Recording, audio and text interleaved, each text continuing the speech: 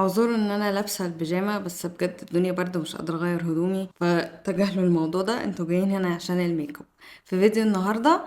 و I think كل سنه بقيت اعمل الفيديو ده، مش متاكده السنه اللي فاتت عملته ولا لا، يمكن عملته. بس في فيديو النهارده هنعمل ميك اب لوك بميك اب ترندز بتاعه 2024، فلو مهتمين كملوا الفيديو ده. طيب انا كل سنه بعمل ايه عشان اطلع الميك اب ترندز بتاعه السنه؟ بيبقى فيه ويب سايت زي كوزموبوليتان، تين فوج، الحاجات اللي هي بتتكلم عن الميك اب والبيوتي ترندز والكلام ده كله. بسيرش على جوجل عادي، بخش اكتب الميك اب ترندز بتاعت 2024 وبيطلع لي بقى كذا ارتكل، كل موقع طبعا مختلف في الميك اب ترندز اللي بيحطها. بس لقيت حاجات كومن كتير ما بين الارتكلز المختلفة اللي انا شفتها، فخلينا نبدأ على طول. فبالنسبة للميك اب العين، زي ما قلت لكم في الفيديو اللي فات، يعني ده كانت تقريبا الحاجة الوحيدة اللي مشتركة في الخمسة ارتكلز اللي انا قريتهم، الاي شادو الازرق. لسبب ما الاي شادو الازرق السنه دي راجع موضه، معرفش ايه اشمعنى الازرق بالذات، ليه مش البيربل مثلا او أي لون تاني. بس برضو لقيت كذا حاجه تانية ليها علاقه بميك اب العين، وهي الاحمر والفروستي، او اللي هو حاجات تبقى ايسي فروستي كده، اللي هو فيها لمعه بيضه شويه، يعني دي بيسموها فروستي يعني كانها متلجه يعني. فهعمل لوك فيه ازرق واحمر وفروست، او حاجه يعني سيلفر ابيض كده. وعندي فكره في دماغي يعني، بس هحاول اخليها سيمبل قوي بحيث ان كل الالوان دي مع بعض ما تبقاش تو ماتش. فخليني ابدا بالاي شادو برايمر على طول. فهبدا بالاي شادو برايمر على طول، وبستخدم النارز تنتد سماتش بروف اي شادو بيز. خليني اعمل لكم زوم ان عشان تشوفوا الاي شادو كويس. وبالنسبه للاي شادو الازرق هستخدم الباليت دي من هدى بيوتي، دي اللي هي الميركوري ريتروجريد. وهستخدم الدرجه على الطرف فوق دي. وبفكر ان انا اعمل البيز الاول بصباعي كده، وهحطه على طول على الاي شادو برايمر علشان يمسك فيه. يعني هو ازرق على مخضر شويه، بس هنعتبره ان هو ازرق. هليرت كده الاول، وبعد كده هرجع بفرشه وادمج الحته اللي فوق عند الكريس. فده اهو لون ازرق اهو، متدرج شويه على فوق. الباليت دي فيها برضو درجه بيضه كده فروستي، ممكن تبقى حلوه قوي فوق الاي شادو ده. وعندي واحده تانية في باليت تانية. خلينا نقارن الاتنين ببعض، هما الاتنين شبه بعض قوي. فين الفوكس؟ اهو. هعمل سواتش كده للاتنين واشوفهم لما بيتدمجوا بيبقى شكلهم ايه. هما شبه بعض بالظبط، فمش عارفه. خليني اجرب اخد فرشه فلات كده، فرشه مفلطحه شويه، وهبلها بساتنج سبراي عشان الشيمر ده يمسك في الفرشه. وفي نفس الوقت حاول ان احنا ما نبوظش الازرق اللي احنا عاملينه. هجرب اللي في الهدى بيوتي الاول، اللي هو الشيد الابيض اللي تحت الازرق ده على طول. مش عارفه، هو ما بيطلعش في الفرشه، فهجرب بصباعي احسن. وهحطه بس في نص العين، مش عايزه ازود قوي. هو عايز بيز بتلزق. ثانيه واحده ادور على الجليتر جلو بتاعي، لان هو ما هوش شيمر كده، هو زي توبر، فمحتاج حاجه تلزق فيها. يا اما كان هيلزق على الاي شادو برايمر على طول، بس بما ان اللون ده بقى باودر او مات فمش هيلزق فيه. فخليني ادور على الجليتر جلو. اهو انا بتكلم على الجليتر جلو ده حلو قوي في ان الاي شادو يمسك لو البيس ما عادتش بتمسك. فهاخد حته يعني صغيره جدا على ايدي كده، وبصباعي هدمجها على نص بس الاي شادو، انا مش عايزه يبقى كتير. نجرب تاني في الاي شادو وهو لسه يعني قبل ما ينشف. وهاخد حبه كده اهو، يعني لزق شويه بس انا مش عايزاه كتير، فخليه ايه سبارس كده او متفرق، يعني خلي جليترز متفرقه كده وحلو كده عشان ما يغطيش قوي على الازرق. بس عملنا يعني، مش عارفه باين في الاضاءه دي ولا لا. هعمل نفس الحاجه الناحيه التانية، يعني اعمل لكم زوم اكتر عشان تشوفوا. يعني شايفين هو جليتر ابيض شويه كده. هدخل بقى اللون الاحمر في الاي شادو، بس هستخدمه كايلاينر، كانه وينجد ايلاينر. واتمنى ان هو برضو يبقى ثابت، لان الفورميلا بتاعت الاي شادو دي هستخدم الاي شادو باليت دي من براند اسمها بيور، وهي فيها ناحية ملونة كده والناحية التانية فيها نيوترال كولرز. بس هستخدم الأحمر في الباليت دي من هنا. وهبل الفرشة بسيتنج سبراي برضو عشان اللي هي الالوان اللي هي بتبقى بيجمنت دي، الفورمولا بتاعتها بتبقى باودر شويه، بتبقى صعب انها تمسك في العين، بالذات برضو ان الاي شادو عندنا البيس بتاعه باودر. فهاخده على فرشه ايلاينر كده، وهبتدي ان انا احط الاحمر ده فوق خط الرموش. والله مش وحش يعني، لما اتدمج مع الازرق شويه بقى اغمق، يعني قلب نبيتي شويه، بس كويس مش وحش، دي حاجه كويسه بالنسبه لي. واللونين مع بعض عاجبني، مش شكلهم مش غريب قوي. واحاول ان انا اطلع لها وينج كده. انا بالنسبه لي بصراحه عشان ابقى صريحه معاكم، ده مش لوك او دي مش الوان اقدر انزل بيها عادي. يعني اللون الازرق نزلت بيه قبل كده لوحده، بس مش مع الاحمر، لا مش هعمل، يعني ما اقدرش، ما عنديش الجرأة ان انا اعمل كده. طبعا اضطريت اتخن ده عشان ده تخن مني، بس خلاص يعني مش عايزه العب فيه اكتر من كده علشان ما يبقاش شكله غريب. بس يعني مش وحش، بس زي ما قلت لكم مش حاجة هحطها انا لنفسي واستخدمها. حاسة لو صغرنا الوينج او خلينا الاحمر في العين قليل قوي، او الازرق في العين قليل قوي، او نستخدم يا دوبك حاجة بسيطة من اللون، فكده نتماشى مع الترند بس بطريقة مش اوفر. فممكن في فيديوهات تانية نجرب نعمل الموضوع ده، بس يعني حاسة كده يعني خلاص ممكن نكتفي بهذا القدر ونخش في الترند اللي بعده. طيب انا طلعت اوف كاميرا وحطيت ماسكارا على رموش الفوقانيه بس، وعملت حواجبي بالبراو جel لان مفيش ترندز جديدة في الموضوع ده، هي نفسها بتاعت السنة اللي فاتت واللي قبلها. فالترند اللي بعد كده هي على البشرة، والترند السنة دي وبرضو موجودة في كذا ارتكل هي الجلوي سكين، او البشرة اللي تكون جلوي او منورة كده، مش مات خالص، وفي نفس الوقت برضو الكفرج ما تبقاش عالية قوي وما تبقاش البيس كيكي او تقيلة او كل الكلام ده. وانا حاسه ان الترند ده برضو مكمل معانا من السنه اللي فاتت، مفيش حاجه جديده، بس هما يعني هو السنه اللي فاتت ما كانوش قايلين في الارتكلز ان ده ترند، بس هو الترند كان اثناء 2023 لان البراندز كتير كانت بتطلع الفاونديشنز اللي هي سكين تنت او فاونديشن تكون خفيفه وجواها سكين كير انجريدينتس، فده اللي خلاها موضة، وغالبا ده اللي هيخليها تكمل في 2024. فأول حاجة هعملها هجهز البشرة ببرايمر ده بتاع إلف، غير ان هو حلو قوي لتثبيت الميك اب وبيحسن الابليكيشن بتاع الفاونديشن او البيس ميك اب عامة. هو كمان هايدريتنج فبيدي جلو حلو قوي للبشرة. انا اوريدي حاطه السكين كير بتاعي، بس انا في الفتره دي بشرتي جافه جدا فما فيهاش اي جلو، يعني انا اوريدي حاطه سكين كير كتير وحاجات مرطبه، بس زي ما انتم شايفين الجلو فيها ضعيف قوي، فده هيساعد انه هيرجع لها الجلو، غير الميك اب اللي احنا هنحطه هيديها كمان جلو اكتر. قولوا لي يا جماعه اخباركم عاملين ايه؟ هل بدايه السنه كانت كويسه عليكم ولا حاسين ان هي مش هتبقى سنة كويسة؟ يعني اتمنى يا رب ان السنة تبقى كويسة على كل الناس. انا بداية السنة بتاعتي انا كنت واخدة اجازة من الشغل اسبوعين، اول اسبوعين في السنة ماشي، وكنت عاملة بقى ايه مخططات ان انا هروح بقى التمرين كل يوم وهظبط الاكل وارجع لان انا كنت عاكة في الدايت، يعني مش عاملة دايت بس يعني منظفة اكلي شوية، مش باكل حاجات جانك او حاجات مش هيلثي.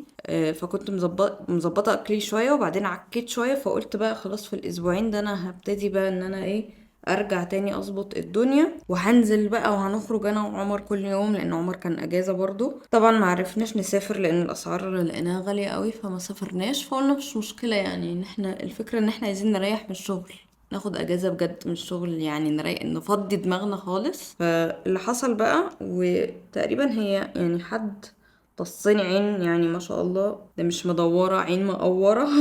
وانا عايزة اقول لكم ان انا مش واحدة، يعني انا بؤمن بالحسد طبعا وكل حاجة، بس مش من النوع اللي انا بخاف من الحسد بقى وشايفة ان كل الناس بتحسدني على كل حاجة خالص.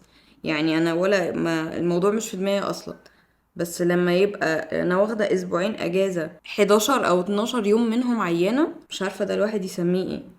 والنهارده خلاص، النهارده الجمعه، فاضل لي بالظبط بكره اللي هو سبت، وبعد كده هرجع الشغل عادي جدا، خلاص الاجازه خلصت. ما علينا. فحطيت البرايمر ده اللي هو بيبقى فيه جريب او لزقه كده شويه، فالميك اب بيمسك فيه. فقبل الفاونديشن هحط الالف هيلو جلو ده.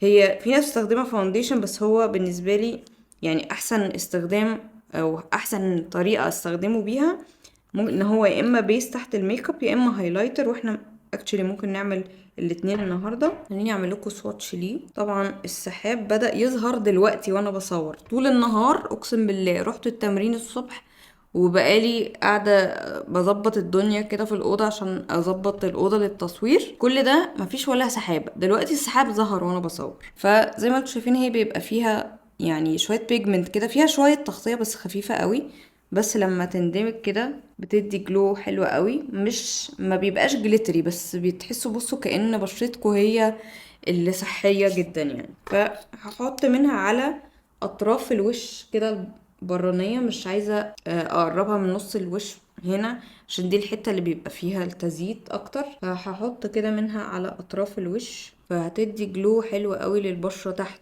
الفاونديشن. ممكن هنا في نص الحتة اللي فيها الهايلايت، اللي انتوا بتحطوا فيها هايلايت في العادي. وهجيب الفرشة بتاعة الفاونديشن وادمجه، وبعد كده هنحط الفاونديشن. هدمجه كده في نفس الاماكن اللي هو فيها، بس يعني مش عايزة ان انا اسحبه على النص زي ما قلت لكم. وهو يعني في ناس بتحب تستخدمه كفاونديشن، وهو فعلا في نسبة تغطية بس ضعيفة.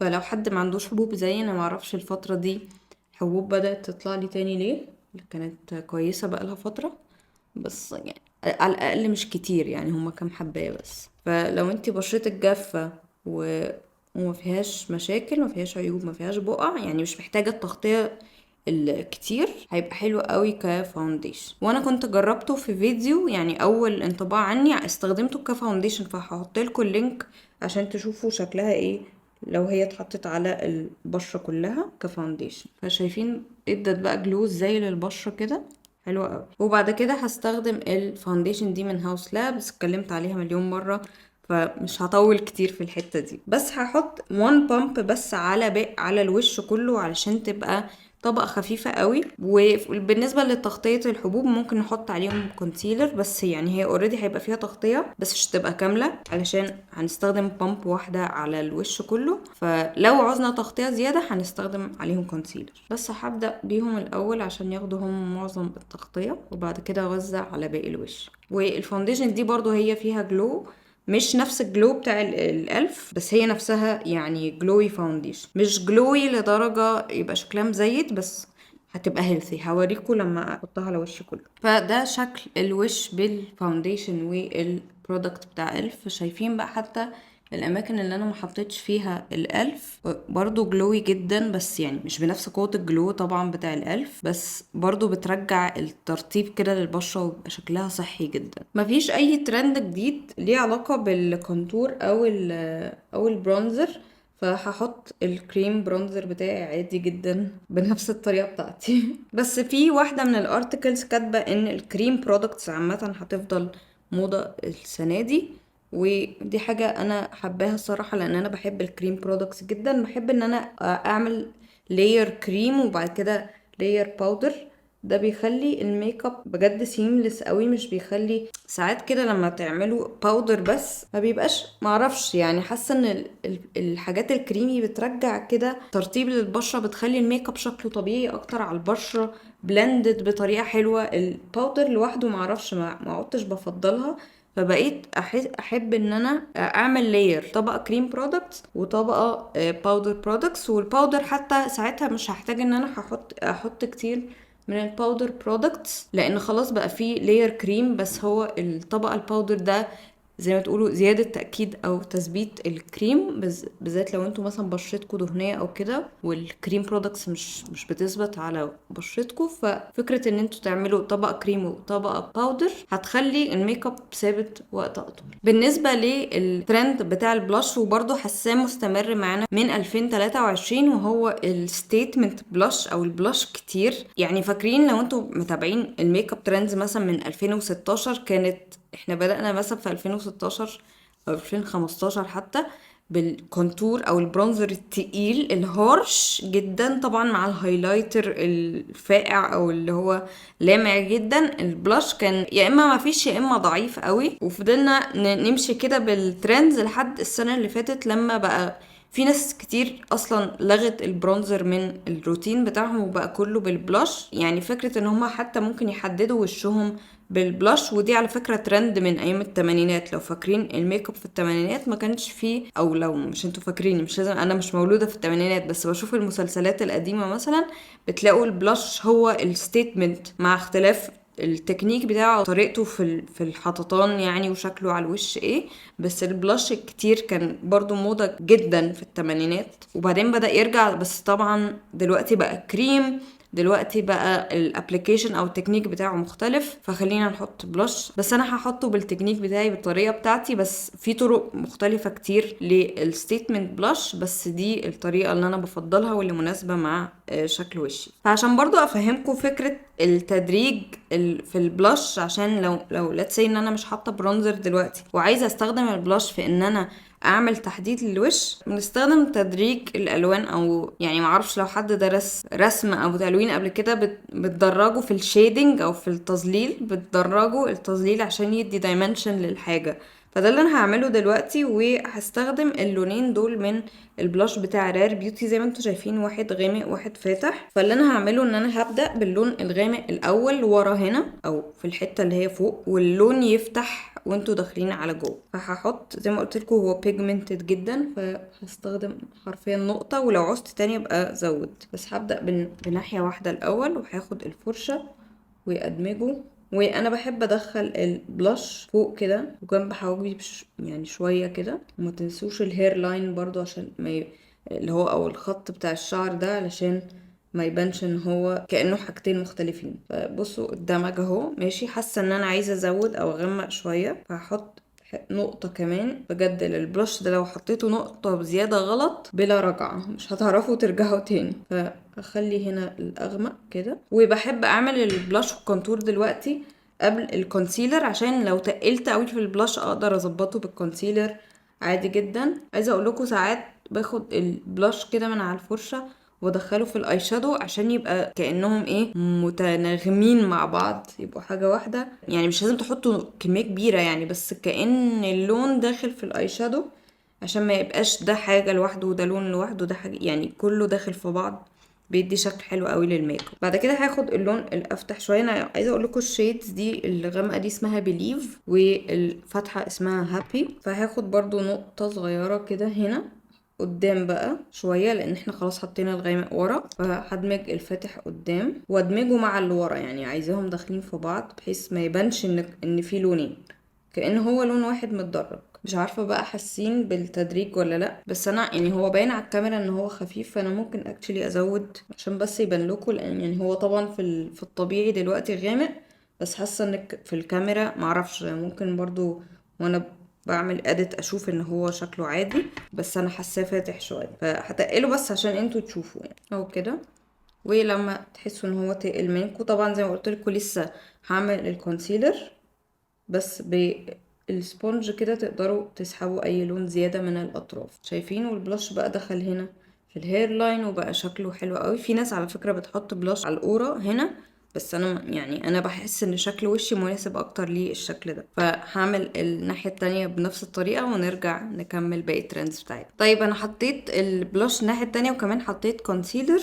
فالخطوه اللي بعد كده اللي انا عايزه اعملها قبل ما احط الباودر، وباي ذا واي مش هحط باودر على وش كله عشان نسيب الوش جلوي زي ما قلنا ان ده الترند. هحط بس الشيمر الابيض ده في الانر كورنر عشان نكمل موضوع الفروستي لوك ده. فهستخدم نفس الباليت دي بس اللون الابيض الشيمري ده هيكون احسن شويه من بتاع الهدى بيوتي، من ناحيه ان هو يمسك في البشره. يعني بتاع الهدى بيوتي هو زي جليتر كده بس بريست، فمش بيمسك كويس قوي، محتاج جلو او بيس تحتيه. فانا رشيت الفرشه برضو احتياطي، وهستخدم الابيض ده هنا. ايوه كده كويس كده حلو، بس هستخدمه بس في الانر كورنر كده بس. فكده يعني يدي نفس افكت الفروستي. طبعا ما اقدرش استخدمه تحت عظمه الحاجب لان هو تشانكي او تخين او جليترز فيه كبيره، فهيبقى شكله غريب قوي لو اتحط تحت عظمة الحاجة. خلينا نشوف الترند اللي بعده. طيب انا كده حطيت باودر بس في التي زون او الحتة دي بس، زي ما انتوا شايفين لسه في جلو على الحتة البرانية من الوش. طبعا اقدر ان انا احط باودر عليها بس تكون خفيفة قوي، يعني لو انتي بشرتك دهنية ومحتاجة باودر لازم يا اما عندك اوبشن يا اما تحطي باودر بلاش زي ما قلت، او تحطي بالباودر العادية بتاعتك بس طبقة خفيفة قوي بحيث ان هي تسيب الجلو. يعني طبعا هيقل شوية بس هيبقى فيه لسه شوية جلو، ومع افراز الزيوت من بشرتك هتبقى جلوي بطريقة حلوة من غير ما تبقى تو ماتش يعني. ولا مزيته. وكده كده اي حد بشرته دهنيه خلي معاكي دايما في الشنطه زي كومباكت او حاجه، بحيث لو حسيتي ان الدنيا بدات تزيد زياده عن اللزوم، يعني شويه جلو ما فيهمش مشكله، بس لو بدأتي تحسي انها بقت مزيدة زيادة عن اللزوم، باف زي دي وكومباكت باودر معاكي في الشنطة، واي حمام او حتى من غير حمام لو هي فيها مرايه تعملي بلوتنج بس للزيوت من الاماكن اللي انت مش عايزاها تكون بتلمع. اخر ترند هتكلم عليها هي هما 2 في 1، يعني هما 2 ترندز بس انا هعملهم في واحده. اول حاجه والمستغرباها قوي الريد ليب او الشفايف او الروج لونه احمر، والتانية اللي هي البلوتد ليبس اللي هي بتبقى من النص اللون اغمق ومن بره كده اللون بيخف. فانا هستخدم الطريقة دي لان طبعا لو ليبستيك احمر مع الميك اب ده هيبقى يعني كده خلاص قلبت اراجوز، فهعمل البلوتد ليب بس بالليبستيك الاحمر. فهستخدم الميبلين سوبر ستاي دي درجة اسمها 20 بايونير، وهي درجة يعني هي ترو ريد، هي احمر يعني، بس انا هاخد منها يعني قليل قوي وهحطه في نص الشفايف كده يعني هبتدي بطريقة قليلة قوي. طبعا لازم ادمجه قبل ما ينشف لان هو ده مات. هبتدي اعمل كده بحيث ان اللون الغامق هو يبقى جوه، وبعد كده هنوزع اللون على باقي الشفايف. طبعا هو عشان احمر فلما بقى بلوتد كده بقى لونه زي البينك، بس يعني مش مشكلة. انا بوريكم الفكرة بتاعت البلوتد ليبس. طبعا تقدروا تستخدموا صوابعكم، تقدروا تستخدموا فرشة لو عندكم ليب براش او اي فرشة صغيرة تدمجوا لو انتوا مش عايزين توسخوا، بس انا يعني بحب اوسخ ايدي عادي. ممكن استخدم الليب جلوس ده من فانتي بيوتي، هو برضو زي ما انتوا شايفين في فكرة الفروستد لوك ده برضو، فهيبقى حلو قوي مع يعني الفايب بتاعت الفروستد. فهحاول ان انا احط الليب جلوس كده. طبعا في الترند الريد ليب اللي بيتكلموا عليها مش دي خالص، بيتكلموا على الريد ليب اللي هي احمر يعني. بس انا يعني في معظم الاوقات بقيت افويد بجد اي الوان غامقه على شفايفي، ان شفايفي صغيره جدا، وبعدين ما بعرفش يعني دايما ايديا بتترعش، ما بعرفش اعمل انها تبقى من غير غلطات كده. لكن لو اللون فاتح بيبقى forgiving اكتر، حتى لو غلطته بيبقى سهل تصليحه، حتى لو يعني باينه مش يعني بتبقى اللون فاتح فمش باينه قوي، مش بتحتاجوا حتى تصلحوها يعني. طبعا البلوتد ليب دي ممكن تبقى اي لون، ممكن تبقى احمر، ممكن تبقى نود. يعني هي الفكره ان السنتر اللي هي الحته اللي في النص في الشفايف هي الاغمق، وبعد كده اللون يخف لحد ما تطلعوا على بره خالص، يبقى اولموست مدموج مع البشرة. وده انا بحب الصراحة اللوك ده جدا، بحسه مناسب يعني للناس اللي شفايفها صغيرة زي البلوتد ليبس، شكلها حلو. عشان كده لو خدتوا بالكم بيعملوها في كوريا كتير، طبعا بيحطوا اكيد ليب فيلرز مثلا او حاجات تكبر الشفايف، بس موضة قوي فكرة البلوتد ليبس دي عندهم. بس هو ده كل فيديو النهاردة. قولولي ايه اللي في الترندز دول. طبعا انا حطيت الترندز كلها في لوك واحد، وده شيء مش واقعي ومش طبيعي، فعشان كده هتلاقوا الميك اب لوك شكله غريب. يعني انا حتى مستغربه نفسي، انا حطيت الازرق على الاحمر على الفروستد على كل حاجه. لو عايزيني افصص الترندز دي في كل واحده في لوك لوحده منفصل، يعني نعمل الفروستد لوك ده نعمله لوحده، الاي شادو الازرق نعمله لوحده، ايلاينر او الاي شادو الاحمر نحطه لوحده، البلوتد ليبس نعمله لوحده، او نعمله حتى بليبستيك غير الاحمر، عشان برضو ما يبقاش ان انا حطيت الاحمر مع البلوتد ليبس، عشان يبان كل واحد لوحده. اكتبولي في الكومنتس لو دي فكرة حلوة ان احنا نقسمها، حتى لو في فيديو واحد بس هعملها مقسمة، او في فيديوهات منفصل لو انتوا حابين تفاصيل اكتر على كل ترند فيهم. وكمان اكتبولي في الكومنتس عايزين تشوفوا ايه السنة دي، ايه الحاجات اللي انتوا حابين تتفرجوا عليها. طبعا انا لسه ما اشتريتش اي ميك اب جديد السنه دي، لان معظم الميك اب اللي في مصر مقاطعه، فانا لازم اشتري حاجات من بره من بيجز، او حد يكون مسافر مثلا ويجيب لي حاجه من بره تكون مش مقاطعه. طبعا هدى بيوتي مش موجوده في مصر، فمضطره ان انا اشتريها من بره او اشتريها من بيج او الكلام ده كله. فلسه ما اشتريتش اي ميك اب، وانا مستنيه اللحظه دي، لان انا بحب اعمل فيديوهات الفيرست امبريشن او الانطباع الاول، عشان اديكوا رايي على منتجات من المنتجات كمان اللي هي ترندي او بتجو فايرال على التيك توك مثلا او كده. فانا لسه يعني ما اشتريتش اي حاجه بصراحه. يعني خليني برضه اقول لكم حاجه، هل مثلا انتوا مهتمين بالسكين كير، البراندز المصري بتاعت السكين كير والكلام ده ولا لا؟ انا بصراحه عشان اكون صادقه معاكم، مش مهتمه خالص. بحس بجد الكواليتي بتاعت السكين كير المصري في الضياع، unless لقيتوا حاجه تتقارن بالمستورد او الحاجات الاجنبيه. فعلا تتقارن، مش ان هي شغاله ماشي حالها. لا، انا مش عايزه حاجه ماشي حالها. لو انتم مجربين حاجه او عايزيني اجرب حاجه او سمعتوا عن ان حاجه مثلا خطيره ومفيش زيها، اكتبوا لي برضو البراندز دي او المنتجات دي في الكومنت سيكشن داون بيلو. بس اتمنى يكون الفيديو عجبكم. لو عجبكم ما تنسوش تعملوا لايك للفيديو، كمان تعملوا لي سبسكرايب وتشغلوا النوتيفيكيشن بيل عشان يجيلكم نوتيفيكيشن كل ما انزل فيديو جديد. بس كده. Thank you so much for watching and I'll see you in my next video. Bye.